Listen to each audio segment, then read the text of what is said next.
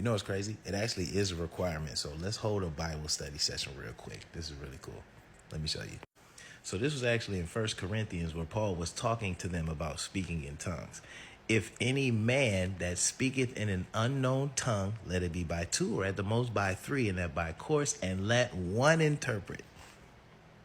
But if there be no interpreter, let him keep silence in the church and let him speak to himself and to God. Now you might be like, James, that's cool, but why does that matter? Why would he only speak to himself and God? Why can't he, speak in tongues and hashanah to everybody else, to everybody watching? Because you're going to have somebody like me pull up on you and ask you, what are you saying? Why? Because of this.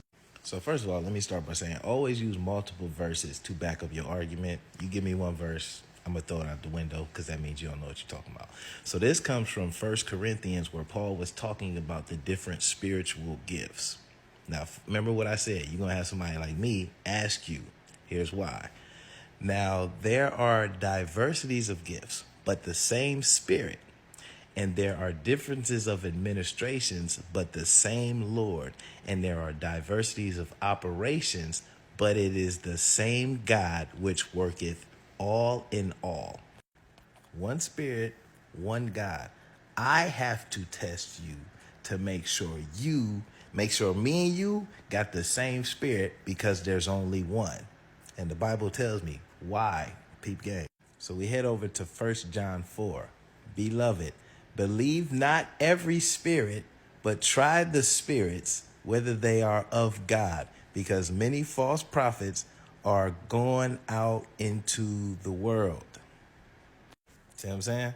I have to test the spirit by the Spirit, because there are many lowercase s spirits, one uppercase s spirit.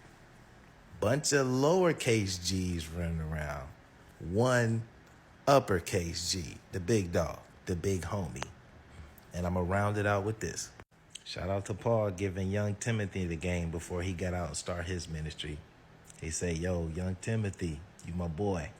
Make sure you good. Study to show thyself approved unto God, a workman that needeth not to be ashamed, rightly dividing the word of truth. Know this word so you don't get taken advantage of. That's all I'm saying.